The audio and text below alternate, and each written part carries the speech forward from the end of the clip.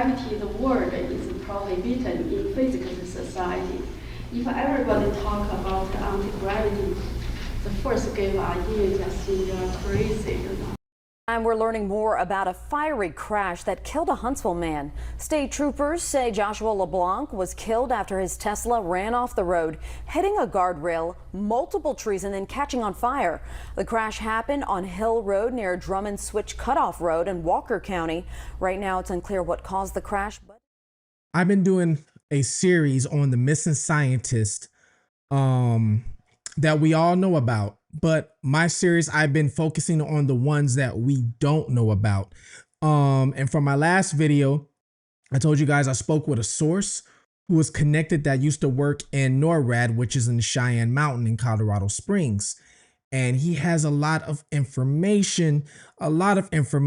And he told me some things to look into, which I did look into, and I don't even know if I'm supposed to know this information, but I'm going to relay what I have found to you guys. Stay tuned, Fugitive TV.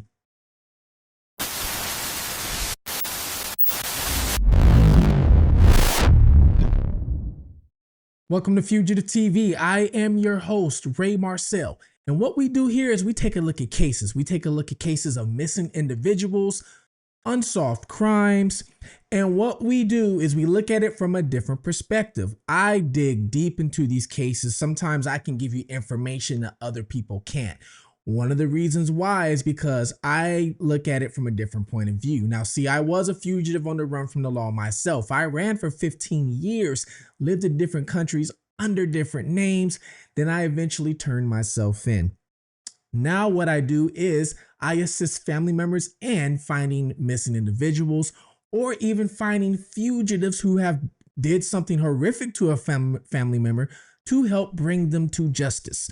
Because, hey, I know what it takes. I was once on the run from the law myself. And because of that, I can give you a different perspective. I also have connections with the underground, people that you can say they're in the underground, because I had to talk with them. I had to associate with them to do what I did. With that, it also leads to connections of other people. It leads to me digging deeper into a lot of people, a lot of backgrounds, a lot of everything, because I know a lot of the stuff that the big media will give us is this surface level. So I want to get to the root and below the surface. I've already done 2 videos already. This is going to be, so far right now, part 3. I'm not going to say final video, but the video to the 3-part series that I've already done. Now, if you want to go watch the other 2 videos, go around ahead. This is going to be on a playlist, or all on a playlist, okay, for the missing scientists. Now, in the first video, I brought to you the story of Chandra Levy, okay? She went missing a long time ago, all right? A long time ago. And if you want to go watch that video, go on ahead. And in that video, I said, did it all start with her? Morning today marks 25 years since the disappearance of Chandra Levy, which was a case that once gripped the nation and still remains unsolved today. Levy, pictured here in 2001 in D.C. when she was an intern, a federal intern with the Prisons Bureau. And when her remains were found a year after this picture, the investigation has faced years of setbacks, controversy, and unanswered questions. Okay. And her remains were found later on. And until this day, nobody has ever been prosecuted for her death. Now, technically, somebody was prosecuted. One person was convicted, but they had to overturn the conviction because one of the witnesses, I'm sorry, not witnesses, but one of the jury members, I guess, was tampered with. So they had to overturn the conviction. Once they overturned the conviction of the person was from South America. Guess what? He got deported back. So we don't know if he's alive, a free walking man. We don't even know if he really did it. You know, now a lot of people are saying that he was actually paid to do this because Chandra, she was having an affair with a politician at the time, for you guys who don't know about this case. And it happened right before 9/11. 9/11 happened and it pretty much eclipsed everything. So her story got swept under the rug. So I talked a lot about her in the very first video. Now, the second video, I get into a source, okay? I know somebody personally that worked in the NORAD command center. NORAD command center is in Colorado Springs, Colorado. It is basically a city inside a mountain. The mountain is called Cheyenne Mountain, okay? For anybody that goes to Colorado Springs, all you gotta do is look at the big mountain and you'll see about 100 antennas sticking up from that mountain. There's a reason why all those antennas are there sticking up from the mountain. It's not just for show. There is a whole city within that mountain. It's not a secret, okay? But what a lot of people don't know is that's not the only headquarters inside of a mountain. There is other headquarters in other mountains and underground bases and things like that. Well, the person I knew that worked at NORAD, all right, pretty much hooked me up with another person, all right, that worked at more than just NORAD. They worked at multiple underground facilities. And not only did not just work at other multiple facilities, they also worked with these private companies, okay, that assisted with these underground facilities, that assisted in top secret research, all right? In my last video, I brought to you the case of Skunk Works, okay? Skunk Works was one of the projects by Lockheed Martin. This guy worked with them. Now, I can't give you the guy's name, unfortunately, and to be honest with you, I don't even know his name. I had to talk to him through a third-party app, so I don't even know his name. He wouldn't go on video, no phone calls or nothing, which I don't blame him whatsoever. When you look at what's happened with all these people, I don't blame him. And wait till you find out about these other people that we're not even being told. Excuse me. Because it's, even though I think it's up to 16 people now, maybe 18. It's a lot bigger than that, people. A whole lot bigger than that. And that's what this video is going to be about. A whole lot bigger than just those 18 people. He even told me, which I mentioned in my last video, that some of these people are probably still alive, but they're just working underground for some one of these probably private contractors or for the military, because they work hand to hand pretty much. Now, he told me about all the underground facilities, which they call DUMBs, okay? DUMBS, told me about all that, and then said how they're all connected through underground tunnels. You can go through one connection through another. So if you're in Colorado Springs or NORAD and Cheyenne Mountain, you can go through an underground tunnel and go to another base that could be in Albuquerque, a whole state away. Then you can go to another base that could be in Nevada, another whole state away, 2 states away. They all connect some sort of way, okay? So military or personnel or anything that they don't want the public to see, they're not just going through the front door. They're using these underground tunnels, which makes a lot of sense. Well, he started giving me names. In my last video, I brought to you guys, and make sure I got his name right, Matthew Levisberger. Okay. Now I'm thinking I'm pronouncing his last name right. Levelsberger. He was the one who drove the Tesla Cybertruck to Nevada, Las Vegas, Nevada, parked it in front of the Trump Towers and set off an explosion, if you guys remember, on New Year's Day about a year ago. Now, he was burnt to a crisp so bad they couldn't even identify him at first, but for some reason, his military ID and passport was there and was not burnt to a crisp. That was fine. But he was burnt to, you couldn't even recognize him, they said. It was that bad, all right? And what the source told me on the phone is that he would not be surprised if Matthew was even still alive somewhere. Now, here's the thing. Matthew was a Green Beret army. He was a Green Beret in the Army. He was also a sergeant. He was in charge of his command, of his troops, which I found out is not easy to do. It takes time to do that. And he said that, which is possible. And I also read up on some other details about this case, that he allegedly sent an email even after death, allegedly changed, there's an app called Signal, changed the security number on there, all kind of things, whatever, which happened afterwards. And one thing he said was he was in a Tesla Cybertruck. Who's to say they didn't put a body in the truck already, put it on self-drive, because that's what Teslas do, they self-drive, and then program it, self-drive it to where it parks right in front of the Trump, towers and blows up. And what he used, or what was used, was some pretty much fireworks. It was amateur things that was used to blow it up.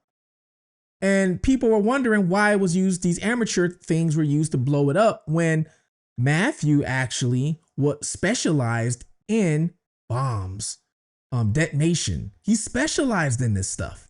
So a lot of people who are military are like, hold on, this doesn't make sense. Why would he use something like that? Now, the news media came out and said there was a note left saying that he didn't want to hurt nobody, that it was just a wake-up call. But a lot of people aren't believing this news media, okay? Well, he brought him up, okay, because Matthew was overseas in Europe, okay, working on top secret drones, certain aircraft, okay? And he also made the connection with the recent scientist that was found charred in a Tesla. Let's get to that. Now, this is an article from the New York Post, okay? It says NASA nuclear engineer found dead in a burnt Tesla after vanishing from his Alabama home last year, which we're going to get into the Alabama, because the Alabama is a connection between a lot of these people. Now, one of the connections is because of the space program they have, okay? But it's still a connection. And we're also going to get into one of the very first individuals, which I told you a little bit about in the last video, Dr. Ning Li. She was huge and vanished. But let me tell you about this first, okay? A NASA nuclear scientist died after a fiery crash in a rural Alabama town last year, which at the time caused suspicion among family members. Joshua LeBlanc, 29, died in a fiery crash in his Tesla on July 22nd, 2025. The crash happened in Huntsville, Alabama, where his Tesla was found burnt beyond recognition. Once again, here we go with this burn beyond recognition. At about 2:45 in the afternoon, the Alabama law enforcement agency told Fox News Digital the vehicle collided with a guardrail, then several trees, before the vehicle burst into flames. At 4:32 a.m. on the same day, LeBlanc's family reported him missing. All right, he uncharacteristically failed to show up to his job as an aerospace technologies electrical engineer at NASA, where he worked on nuclear propulsion projects. His body was burned beyond recognition. The police confirmed his identity 3 days later after his body was transported to the Alabama Department of Forensic Sciences. At the time, his family told KLFY that they feared he had been abducted and that he had left his phone and wallet in his home at the time of his disappearance. Okay, and this is him right here. Police tracked LeBlanc down using the data from his Tesla Sentry Mode and found that his vehicle sat at the airport in Huntsville for 4 hours on the morning of his death. His family said his trip west was not part of his plan for the airport, and that uncharacteristically he was not in communication with them. A LinkedIn page for LeBlanc says he worked at NASA for about 5.5 years and that he was a team lead for NASA's space nuclear propulsion. And these right here, links between missing and dead scientists, okay? So this right here gives you a link of everybody who's either missing or dead. Now, this is just the surface. This is just what they want to give us to our face. Come to find out, okay? NASA S&P technology will enable faster and more robust transportation for crew and cargo missions to Mars and science missions to the outer solar system, okay? So that is what was on his LinkedIn page. He's talking about traveling to Mars and things like that. LeBlanc was later a team lead on NASA's demonstration rocket for Agile sonar operation, which is called Draco, a nuclear thermal propulsion engine. At least 12 other people, the vast majority involved in nuclear science and space research, have died or gone missing since 2022, some under mysterious circumstances. Monica Riza, 60, Melissa Casillas, 53, Anthony Chavez, 79, Stephen Garcia, 48, and retired Air Force Maj General, which I think this is the person where it all kind of became famous from. William Neal McCaslin, 68, were all reported missing throughout 2023 to 2026, which each of their disappearance considered suspicious. Michael David Hicks, 59, Frank Mawald, 61, Nuno Liro, 47, Jason Thomas, 45, Amy Eskridge, who was also all over because she's famous for doing a video saying that, hey, if you find me unalived, I did not do it myself. Somebody else did it, okay? And then they found her with a wound to her head from a weapon. Carl Grillmere, 47, all died from 22 to 2026, all right? The deaths and disappearances have not been officially connected in any way, but they have caught the attention of the White House. Now, you might see the similarities, right? Both of these guys were in a Tesla. The only difference is one was a scientist, one was an Army Green Beret. But both of these guys are in a Tesla. Both of them get burnt to a crisp, except one is burnt to a crisp apparently because of the explosiveness inside of the Tesla. The other one is because he ran into a couple guardrails and then hit a tree. Now, you did see when I read it said before the fiery crash, he was at the airport for 4 hours. So what was he doing at the airport? So my question would be this: at the airport for 4 hours, isn't there cameras everywhere? That's one. Two, he's in a Tesla. Tesla has cameras everywhere inside the car. There's a camera inside the car recording you. There's cameras all over the car. Matter of fact, when you put the car in self-drive mode, all right, the camera inside the car looks at you to make sure you're awake while you're driving. But that can be bypassed a couple different ways. One way is with a picture. You could take a picture of yourself like you're inside the car and put it up in front of the camera, and it doesn't know if it's a picture or you. It just sees you awake with your hands on the wheel and driving. I've seen it plenty of times, okay? Now, the other way, for you guys that don't know this, what if I told you Teslas? Not just Teslas. There's other vehicles out there too. But people at the headquarters can control the car. Yeah, is that surprising to you? People at the, it's not just, a lot of these brand new cars with a computer in it, they can control the car.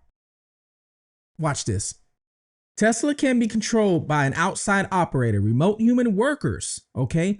Teleoperators can take temporary control of the vehicle's driving system to move it out of tricky or confusion situations, usually at slow speeds up to 10 miles per hour. Now you realize it says usually at slow speeds. It doesn't say it has to be a slow speed. It doesn't say only at slow speed.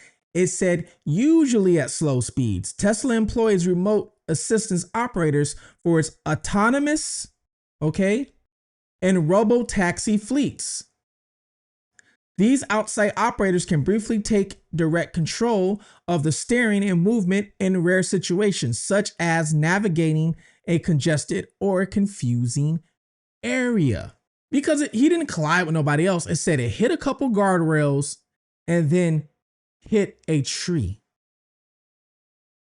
So for one, I'm interested to know how fast he was going. I couldn't find one article that said how fast he was going. Two, I know you guys see these on probably the internet. Oh, electric vehicles catch on fire, things like that. Well, statistically, gas vehicles are more prone to catch on fire than an electric vehicle, okay? Because you're dealing with fuel, you're dealing with oil, you're dealing with gas. Gas is flammable. All it takes is one leak for it to burst on fire. The EV usually it has to be the battery. The battery has to be punctured, okay?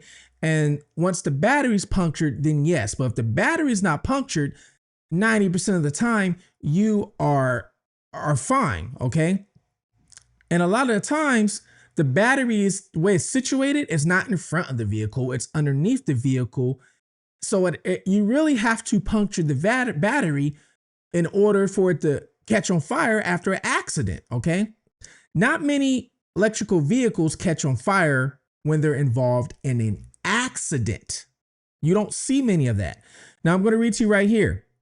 Tesla can catch on fire from hitting a tree, while Teslas are statistically less likely to catch fire than gas-powered cars. Now it says a high-speed collision can severely puncture the vehicle's floor-mounted lithium-ion battery pack. This damage can cause the battery cells to short circuit, triggering a chemical reaction known as thermal runaway, which erupts in intense flames.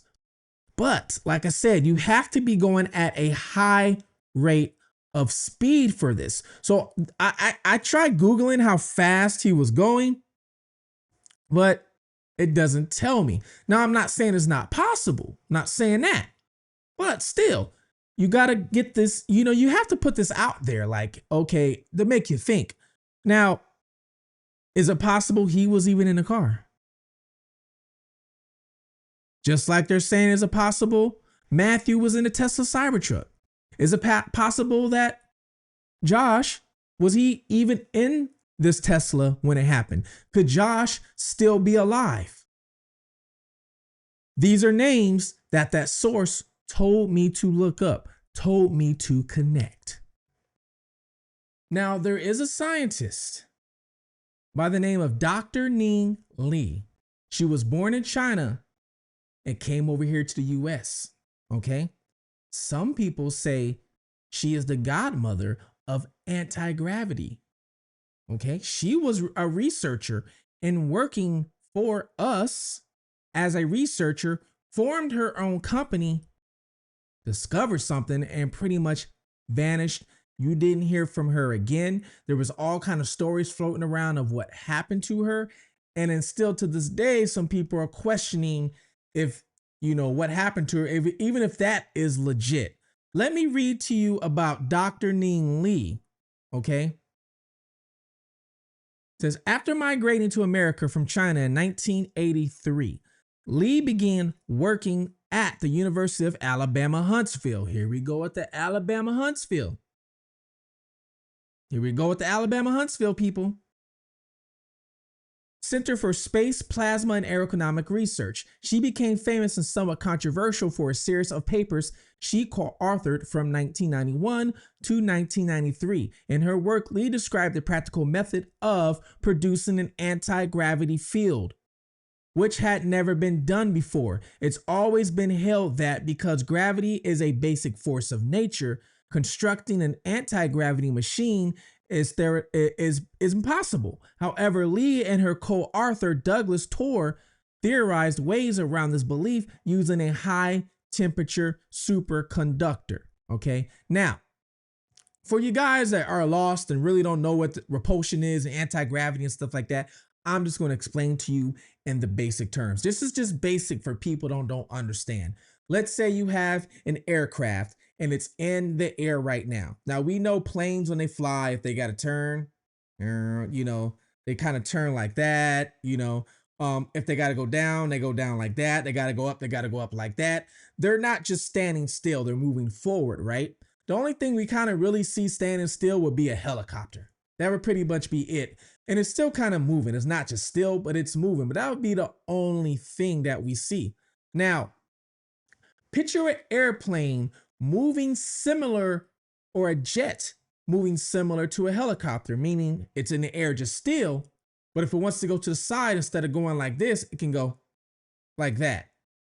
back and forth, okay? If it wants to go up and down, it can go up and down, back and forth. So it can move in all these directions, you know, and this is where you got that Tic Tac video from. Remember that Tic Tac video that came out a few years ago? The UFO that was shaped like a Tic Tac? And it was like, everybody's like, oh my God, because the way it was moving. That's exactly what they say this scientist discovered. Now, let's get back to what it was saying. Using about 1 kilowatt of electricity, Lee claimed her device could produce a force field that would effectively neutralize gravity above a foot in diameter region extending from the surface of the planet to outer space, guys. To demonstrate her research, they invited officials from the renowned science and technology magazine, Popular Mechanics, to visit their laboratory in Huntsville to see their work in progress. A 12-inch disc, which acted as a HTSD. Upon the disc completion, they told the magazine a boiling ball placed anywhere above this disc will stay exactly where you left it. In the late 1990s, she claimed to have created anti-gravity devices that were fully functional, and this was big news in both scientific journals and mainstream press. After 2003, she seemed to disappear off the face of the earth, and people are still trying to figure out what happened to her to this day, which I'm going to break down, okay? In 1999, Lee left Huntsville, Alabama, to start her own company, AC Gravity, and commercialized device based on her theories. Her colleagues obviously believed in her work as the chair of UAH physics department. Larry Smiley also departed the university to join her. Public records show that in 2001, the U.S. Department of Defense gave AC Gravity a grant for, listen to this, the Department of Defense in 2001 gave her a grant for $448,970. This was in 2001. What, 25 years ago? So they gave her almost $500,000. In today's date, that could be almost $1 million. Okay? They gave her this grant to research technology. Now, here's the weird thing about it. After they gave her the grant, this is when things became weird. However, these results were never published. In fact, Dr. Lee never published anything again. And even though the business license for AC Gravity was updated yearly through 2018, there is no record of any further work done by the company. Okay? Lee's career after 2002 is the subject of a great mystery. It says Barley's research turned up a document showing that she gave a presentation at the 2003 Metra conference titled Measurability of AC Gravity Fields. The trail of Lee ends after her last documented correspondence in May of 2003, when she sent a private email to the colleagues claiming to have conducted an experiment in which she observed an 11 kilowatts of output effect, and significant of the amount is still a mystery as well. Her absence did not go unnoticed. In 2004, journalist Tim Ventura sent an email to another scientist in the field named Eugene with the subject title, Tracking Down Dr. Ning Li. In the email, Ventura writes, every 2 months, I retry, and he gives the email address that you gave me for Dr. Ning Li. I can tell from return receipts that somebody is reading her email, but I never get a reply. In July 2008, a scientist named Jack Safardi provided a rather alarming update during an interview that was later posted on YouTube and included the video from Barley's Sociable. During the interview, Safardi claims that Lee was no longer working for the DoD and had moved back to China to continue her work. The transcript of the interview conveys the seriousness of this accusation. All right. Now, as you see, after she did that conference, she pretty much vanished. You didn't hear from her again after that. After she got that almost $500,000 from the Department of Defense, you didn't hear from her. But her LLC kept registering up until 2018.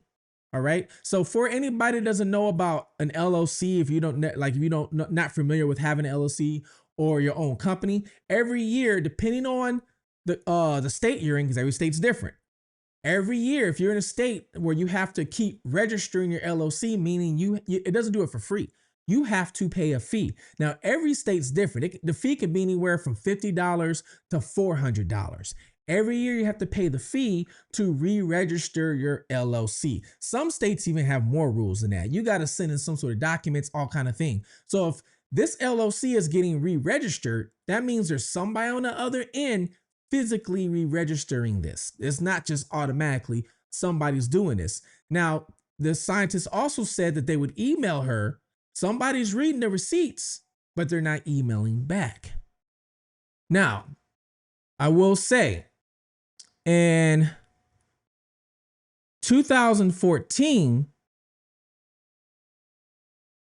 Lee was involved in a car accident. A vehicle hit her. Okay. A vehicle hit her while she was crossing the street, apparently on the UAH campus. All right. Now, because of this accident, apparently this had a big effect on her life. Okay.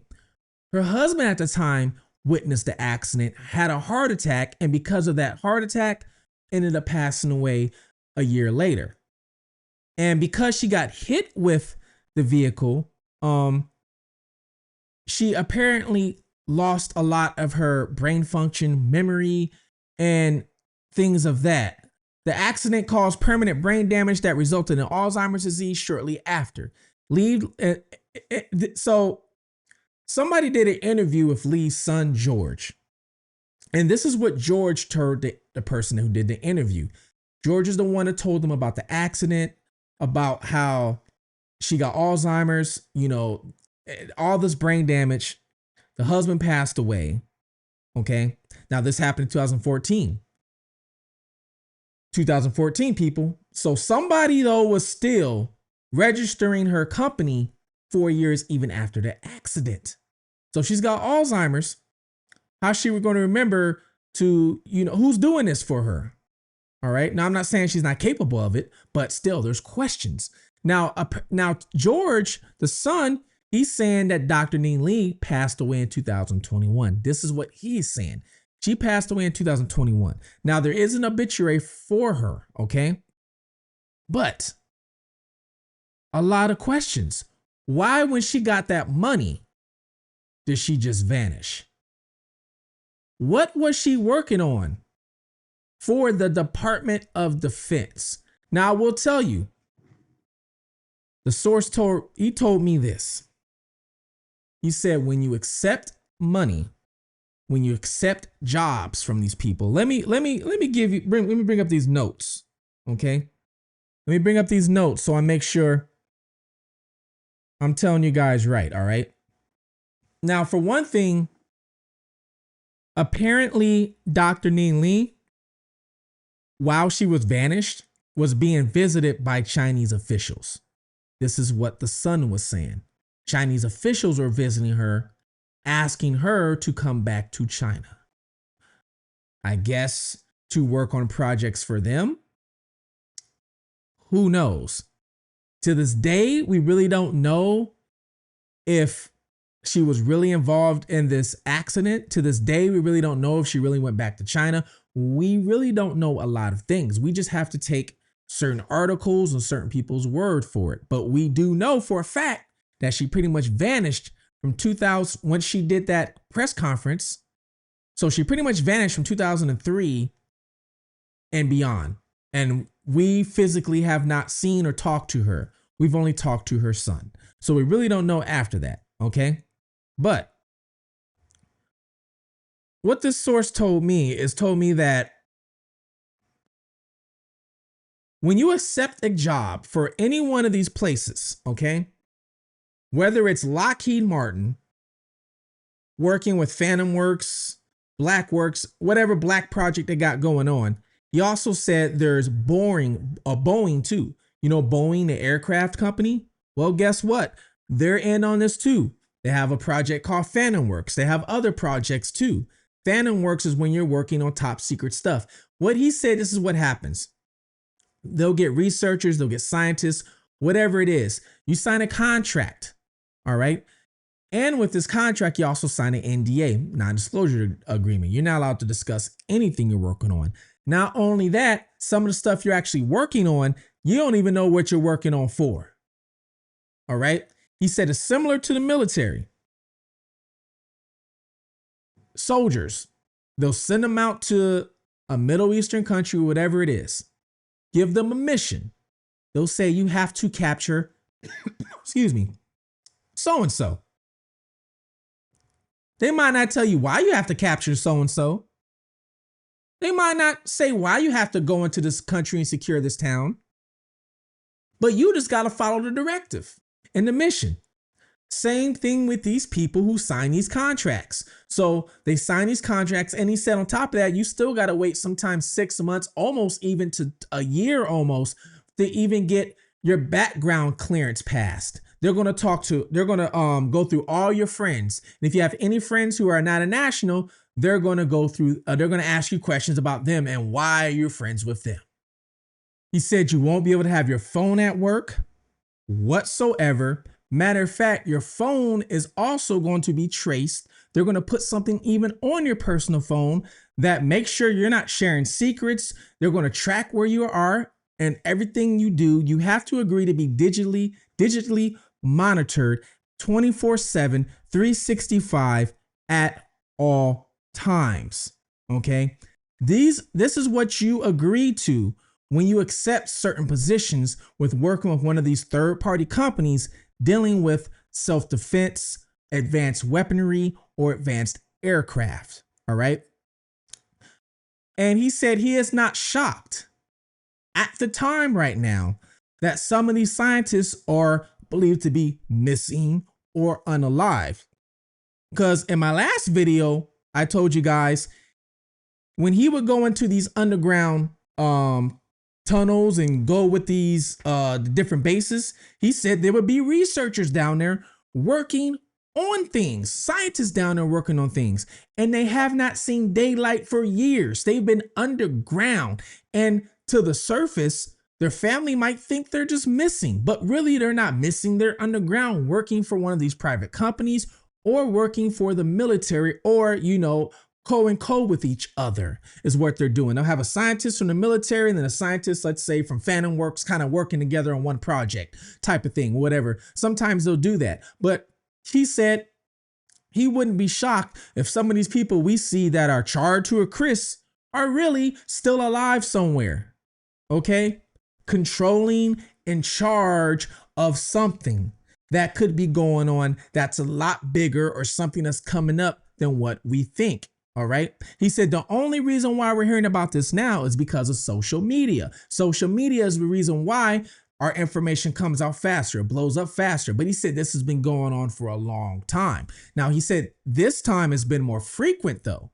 There are more people blowing up, or I should say missing, and things like that, you know, walking off, leaving their cell phone, which is very odd. Not only that, speaking of leaving cell phone, Josh, the last one who got burnt in a Tesla, think about it. They say he left his cell phone. Well, for you guys that own a Tesla, how do most people use their Tesla? They use it with their cell phone. Now, you can use it with the key card, but 90% of people that have a Tesla do not use the key card. That key card is thrown in a drawer somewhere. Most people use their phone. It's more convenient. You get to keep your phone in your pocket. You don't even got to take it out your purse. You go to the car, open the door, it unlocks automatically. You don't even have to press a start button. You just put your foot on the gas, or not the gas, but the accelerator, because electric, and you go. You get out the car, close the car. As soon as you walk away, it locks and shuts off. All with your phone. So most people don't even use the key card. So he left the phone at home to use the key card, or was there another phone? Because remember, he told me, he said your phone is always monitored. Was there a second phone he had? Was there a phone given to him, let's say, by who he was contracted with or working for? Because he told me your phone is always monitored. Is that the reason why these scientists are walking off without their phones? Their phone is always monitored. Think about that. Now, I'm going to read to you this article because it's not just a United States problem. People are missing in China and Iran who are scientists and deal with nuclear and everything else. They only just give us the Americans. 20 scientists die or vanish across U.S., China. What's happening? The deaths of several defense-related scientists in the U.S. and China in recent years raise questions due to the sensitivity of their fields. While no evidence of foul play have been found, the time and circumstances have drawn public scrutiny. Okay? After the mysterious deaths and disappearance of 11 top defense scientists in the U.S. sent ripples through Washington, a similar pattern appears to be unfolding on the other side of the globe. At least 9 Chinese scientists working in space, defense, and nuclear technology have died under comparable circumstances. Which begs the question, is this merely a coincidence or is something else at play? While there is no credible evidence so far to suggest foul play, the timing of these deaths and the sensitive nature of the scientists' work have raised serious questions. Consider this: a 30-year-old professor at China's National University of Defense Technology who was working on modeling possible Taiwan conflict scenarios died in an unexpected car crash in Beijing in the early hours of July 1st, 2023, according to local media reports. Why are all these people associated with a car crash? Dr. Ning Li was hit crossing the street at campus.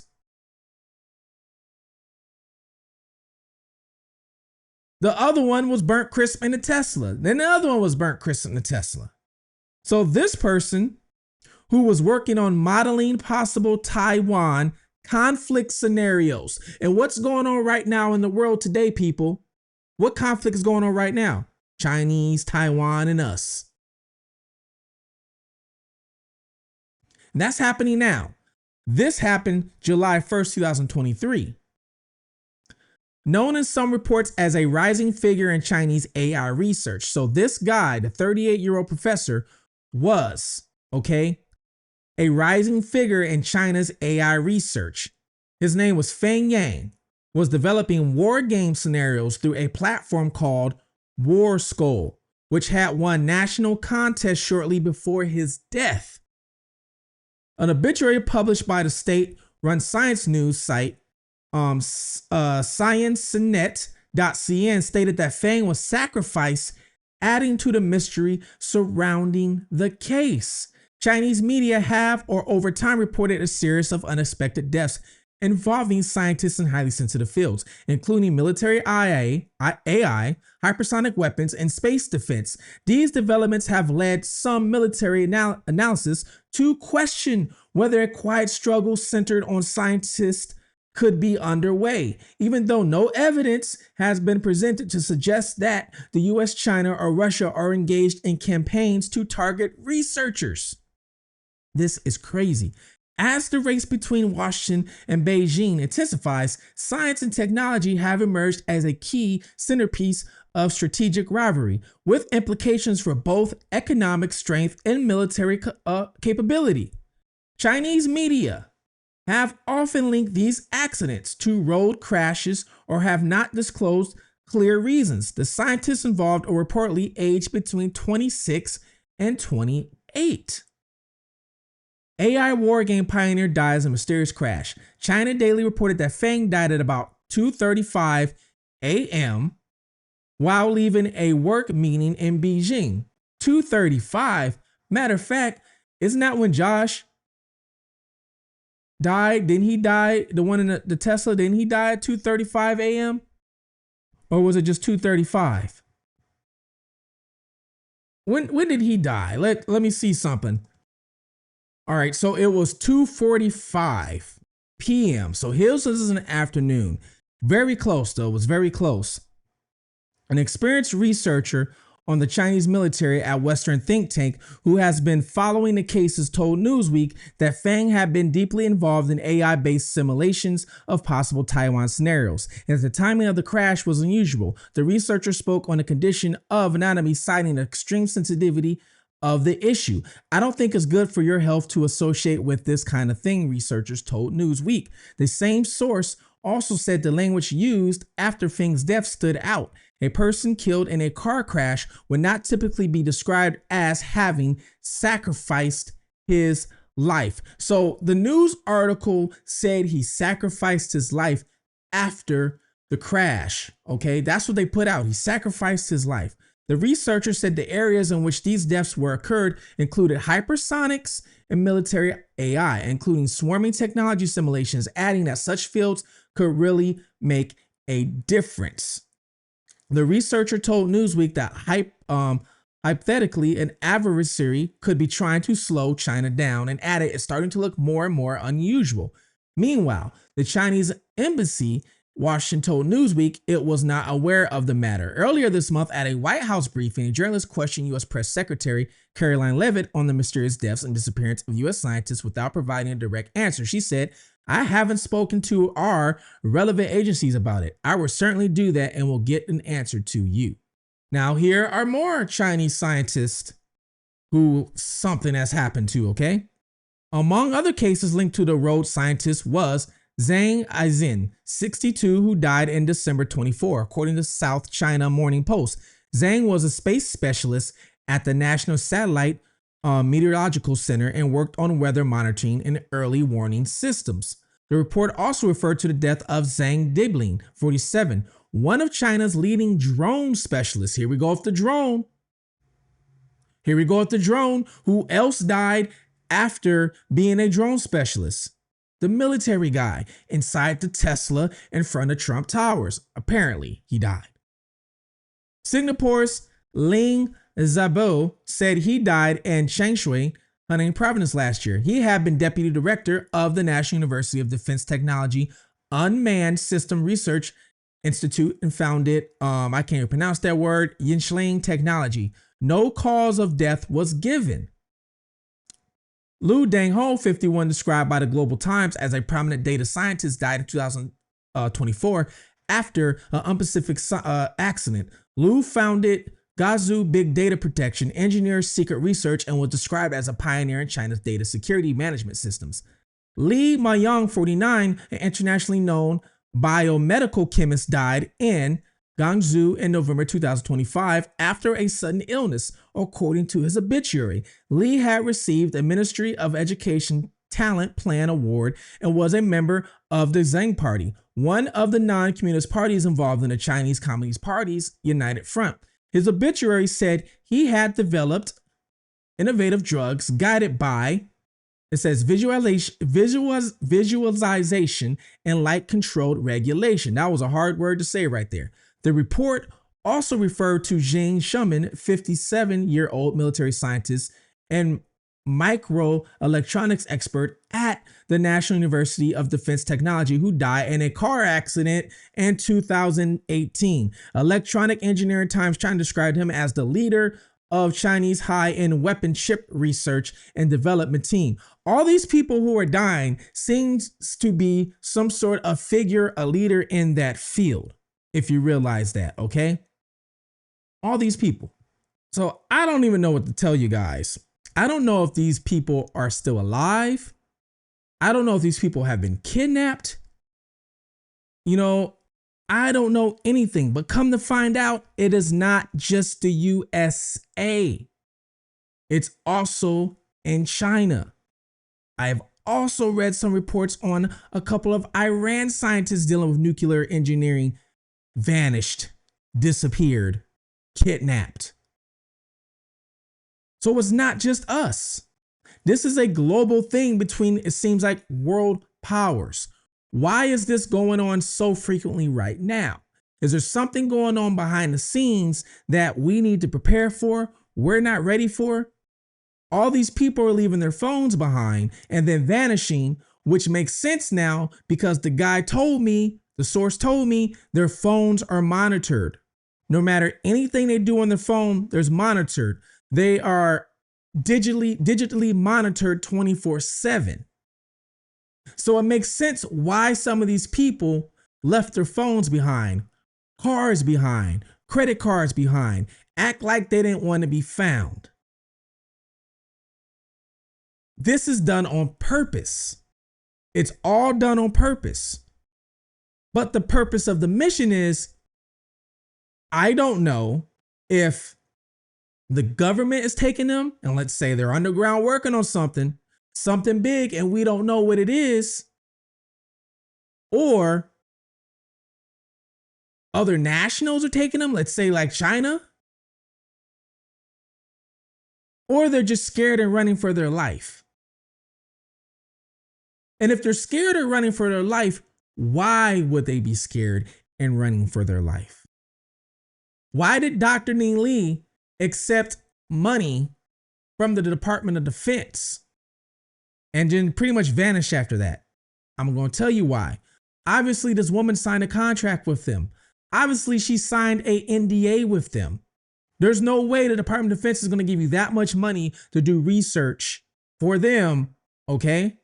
And you not sign an NDA because you saw before that she was doing conferences. She was giving us the mathematical formula. If you look at her video, she gives you mathematical formula, of some anti-gravity propulsion. So if you're engineer scientist, all you gotta do is look at what she did. And you might be able to get something from that.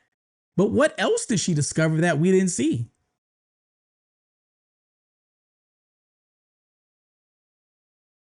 And then you have all these files that came out just recently, UFO files, AUP, whatever they're calling them now.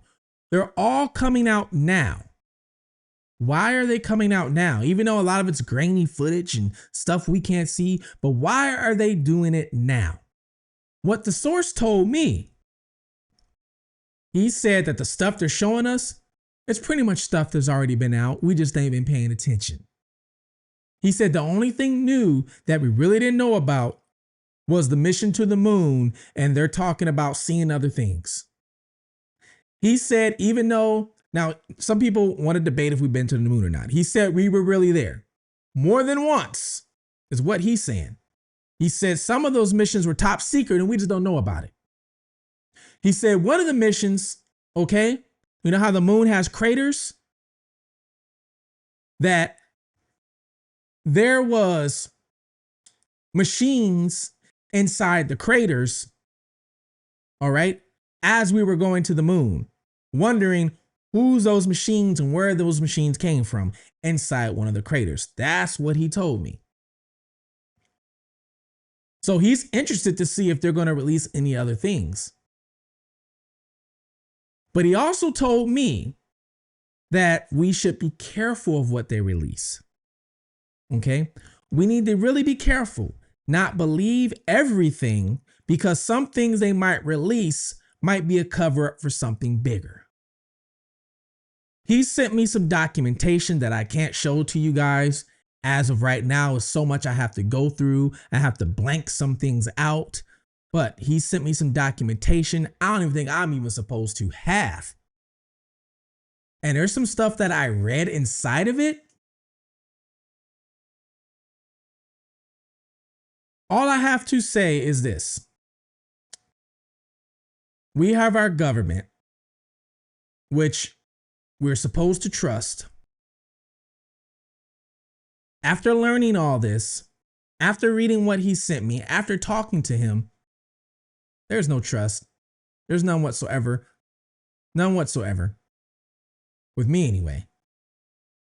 And when it comes to these people, these researchers, these scientists who are signing on for these promising careers and promising jobs, they're pretty much signing their life away. They are signing a deal with the devil, is what they're doing. They're signing a deal with the devil. Your soul has now been sold. They own everything about you. If you don't obey the command, if you don't obey, you are gone. You are wiped away. Just like that. Everybody seems like they're on a payroll. I do cases all the time. I just did one, Brittany Gamble. Okay? Where law enforcement seems like they don't want to do their job. Seems like almost there's a cover up on something. Or we come across all the time. Nancy Guthrie. It's funny how she went missing during this whole time. This whole time she went missing. She had an Iran connection that I brought to you guys. Go look at my video. So it's funny how, I'm not saying she's connected with this, but it's funny how she went missing during this whole time too. But even with that, you see how law enforcement is working and moving with that one. We're all looking at them like crazy side-eye, like what's going on? Or what do you, looks like you guys are covering some stuff up that you guys don't want us to see. So what I'm saying, if this happens on a local scale, okay? And you can say conspiracy theorist and all that stuff all you want to, but there are conspiracy theories that have came true. Lots of them. MK Ultra was a conspiracy theory for the longest time. Now come to find out, it is truth. There's facts to it. So a lot of people will say conspiracy theories and theorists and everything else, whatever you want to call it. All I know is if things like this happen on a local level, how we know it's not happening on a higher level, on a federal level? Think about that. You have all these individuals that I just read to you that mysteriously died in plane car crashes, mysteriously vanish, and we're not going to even get to the people that mysteriously died in plane crashes. Oh yeah, the plane crash today. 50 people died, but they're not telling you the scientist that was on the plane crash was headed to the HIV conviction because he had a cure for AIDS. Back in like the early, like 2010s or 9s, whatever it was. They're not telling you that. Now look, people can literally walk around with HIV and AIDS. Think about that. Take a pill 1 per day and you could test them and there's no sign of HIV. They have a pill called PrEP. Before this pill though, you had a person in the plane that died in a plane crash that was headed to a conference with a cure. I don't know. I have no idea. You guys let me know what you think, okay? Let me know what you think. This was the part 3 of the series because of I've given you guys everything that he's told me, everything he told me to look into, and you guys below, let me know what you think. Do you think that it is bigger? Do you think if I keep digging into this, I'm going to find more and more and more? Let me know, all right? Please like and subscribe, okay? You guys have helped my channel blow up. I'm at 25,000 subscribers, approaching 26,000 subscribers, all within a year. Please help me get to 30,000 subscribers so I can start doing this full time for you guys, full times for families, full times for the people that need a voice, okay? And people that won't listen to them, because I will. So thank you so much. And until next time, look out at your surroundings, all right? Watch out for your surroundings. And comment below where you're watching from. City, state, country. I try and communicate with everybody. My information is always in the inbox. If I forget to put it, go click on one of my videos. You're going to see it if you want to get in touch with me.